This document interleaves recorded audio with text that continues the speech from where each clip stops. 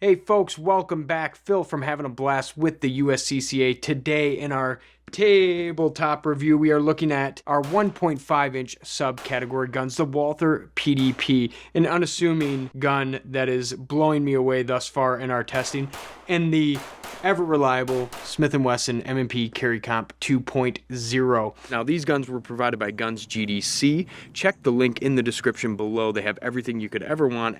Today we're going to do our unboxing of them, show you what comes in each case, and then we're going to talk tech specs and where we stand thus far before we hit that 1,000 round mark, starting with the Smith & Wesson. Now the Smith & Wesson, so far in our testing, has absolutely blown me away. You get a cardboard box instead of a plastic case. In the box, as always, chamber lock. You have the user manual. Always important to keep these, put them in the safe, and hold on to them. The most important thing in the box, your Smith & Wesson safe sticker. And the moment we've all been waiting for, the Smith & Wesson Carry Comp 2.0. This gun has blown me away so far. We will get into the tech specs in a moment. What else is in the box? Smith & Wesson kind of did another park knocker here. And they include in the box this nice little cleaning kit. Very nice addition. It's got a little maintenance kit in there, cleaning kit, 4 brushes, and a pick to get the carbon out. What do we got in here? The screw and plate kit for the M&P. Now this is cool because they got a bunch of different options in there with a bunch of different screw lengths depending on the red dot that you want to put on the gun. And there's just such a variety of options nowadays. Also in the box, we have the 2 15-round flush fit Maggies in here. Then you have your replacement back straps here. There's 4 total that come with the gun. We have the smallest one on the Smith & Wesson right now. They get pretty thick. Like they'll be kind of chunky if you got smaller hands. And all you do to replace that is just twist, pull, and swap it out. But we aren't going to do that. So. And last but not least, these are the magazine extension, I guess, like plates that come with this. And these are super cool because if you do have full-size M&P mags, say you're running a full-size M&P, you can use those magazines with this gun. And basically what you get is drop it on like this, and it'll extend the grip. Really cool addition. So that's what comes in the box with the Smith & Wesson. A lot of stuff that you get for the price tag of around $750. So cool. Let's take a look now at the Walther PDP. This comes with a nice hard case. So first and foremost, always you got your lock in there.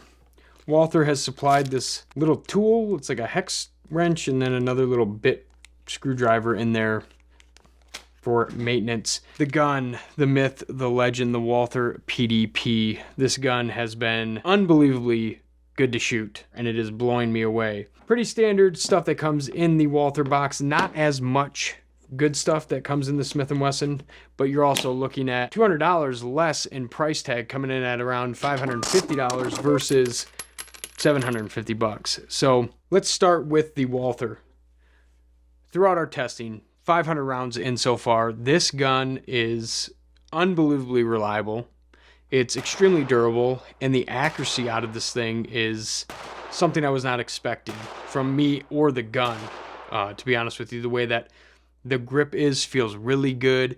We shot it wet, shot it cold, shot it muddy, sandy. Everything just feels really good in your hand. It's nice. It has ambi controls, right? We have the slide release on both sides. The one thing I was worried about from the start was the slide release here inadvertently being engaged. As my thumb rode up here, we would ride that slide release and start running into issues with that. We have not thus far, which is awesome. But it's also in a really good location for me to actually use it when I need to, or if I have to lock it open to clear a malfunction. Totally worth that little extra length on it, and it gives me a really nice bit of leverage to actually use the slide release as it was intended. Front slide serrations on the gun. Now, out of the 4 guns that we have for this review series, this one is the easiest to pull back. I mean, it is like butter back. So I like that. Reliability Haven't run into a single issue with this gun. So all through our torture testing, this thing blew me away. Silty water like nothing. The beach sand, nothing. And then the mud, I was starting to kind of worry because all of the other guns up until that point had started to have some issues once we introduced that real thick, kind of heavy mud to them. Once this gun got chambered, it didn't stop shooting. It just ran. It was awesome to see in a $550 gun, the cheapest gun in our entire review series here. Durability, the only issue that we've had so far with this gun. Everything's still tight on the gun. It's still holding everything really well. We dinked our polymer front sight there, which is one reason why I would change that out immediately to actual metal iron sights on this gun. Now, this is not their pro model. This is just the standard PDP 4-inch, and we knew that going in. We could have gotten the pro model. I wanted something on that lower spectrum of cost for you guys to see how it performed during this test, and man, it is just crushing. It's optics ready, adjustable rear sights. The magazine release on this gun is actually, it's got a nice little guard on the bottom for concealed carry there, which I like.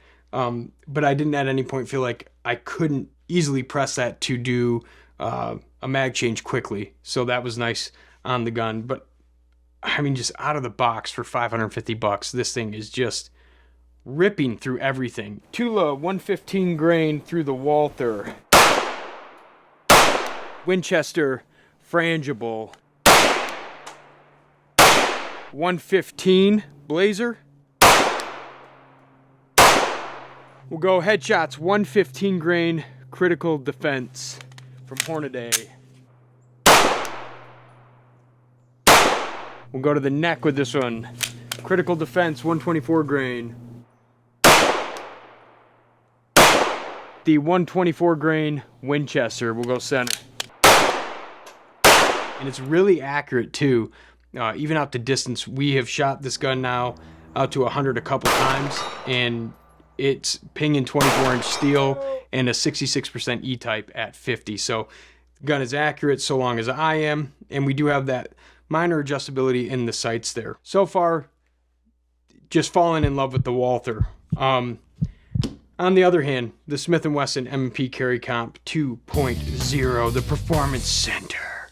This gun has been everything I expected and then a little bit more. So in each subcategory, right, we got a compensated version of a pistol with that same width and kind of the same size. Both these guns are almost identical in width and size, outside of the barrel length being rifled barrel length in the Walther is a little bit longer because the compensator is built into the Smith. But the gun runs every ammo we've put through it. It is extremely accurate. 115 grain Tula. Winchester frange ammo. 115 Blazer.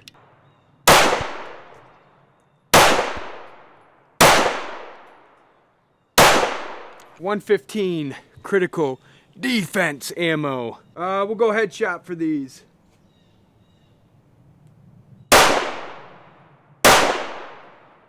124 Hornady critical defense. We'll go for the neck for this, so we have different grouping.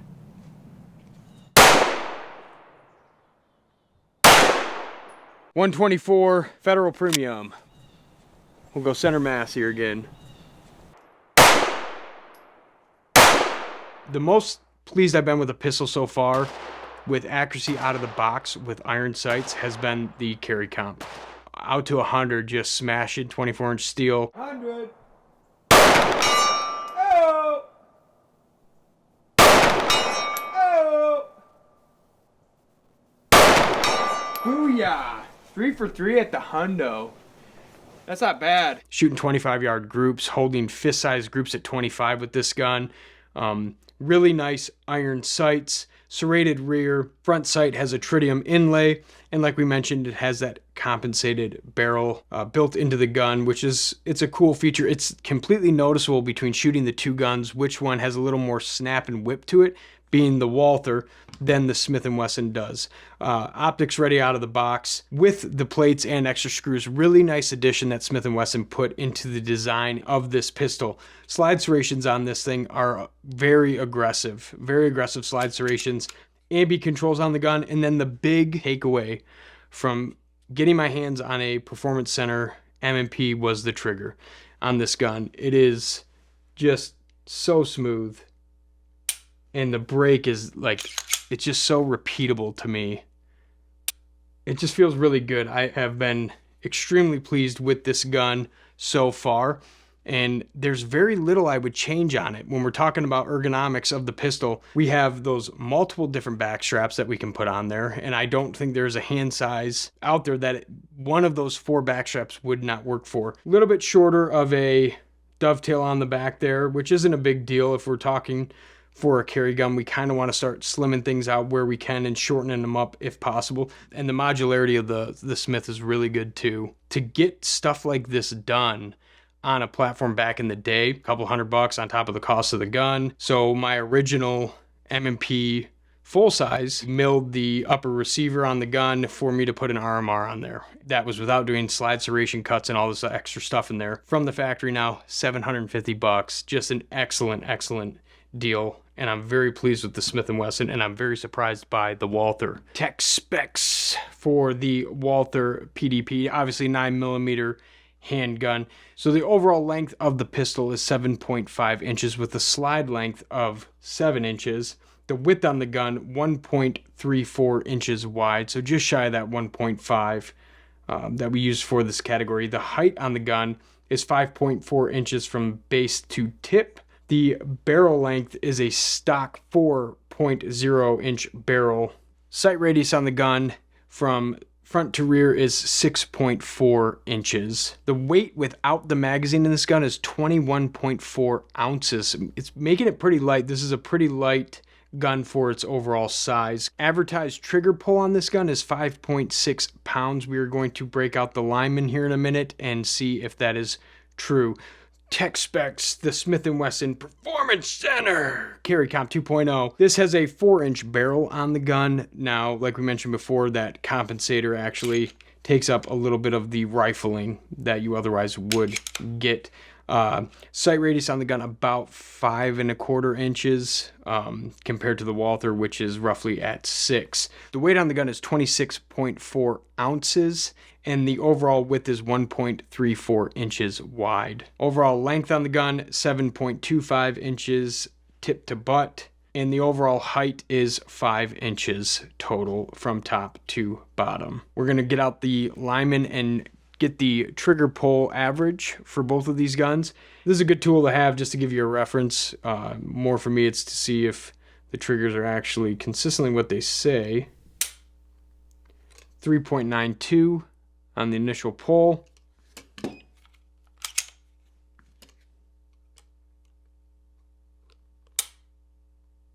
.94. So very consistent with the Smith & Wesson. Call it just under a 4-pound trigger on this gun, and like we mentioned, just really smooth, clean break. I have enjoyed shooting that gun based on the trigger alone. So let's check the Walther PDP now. 4.99. So a little bit under what the advertised was. And 4.96. So very consistent with both guns. This is a really good duty trigger. I mean, it's good, clean break every time. Feels really good. The take up isn't terrible. And then there's no extra really creep in this gun. So it's like right there is the second stage, and then it just goes. That could be what is lending me the accuracy from this gun, is it feels like I got more comfortable with this trigger faster than the other platforms that we had. I knew exactly when this one was going to break, and then followed by the Smith. This one was just a little lighter. I felt like the Smith & Wesson, that trigger can outrun me as a shooter. This one, I could track and break shots and pull the trigger when I wanted every single time, as opposed to the Smith, which is a little lighter, and this thing can rip. Like, better shooters out there can with a red dot could rip this gun through competition with that performance center trigger. So really, really nice gun. As we continue, we are going to hit the 1,000 round review. And when we get there, it is a 4-gun battle royale gauge match. And we're really excited to hit that 1,000 round mark because the guns are just chugging. Again, want to thank Guns GDC for providing these firearms. We couldn't do this without them. If you guys have other guns that you want to see in this review series or the next one, please put them down in the comments below and we will reach out and get Scott and the guys over there to get us the pistols you guys want to see so that I can review them. And that way you are getting at least some indication of, is the gun going to work for me? Now, before you go, click the description box below. There's a link in there for the USCCA's concealed carry map. It's a great tool. I use it all the time, and it'll show you where you have reciprocity with your CCW CPL in the state that you are traveling to, as well as the ones you're going through. So give it a look. Awesome tool to have. Thanks for tuning in, and we'll see you next time.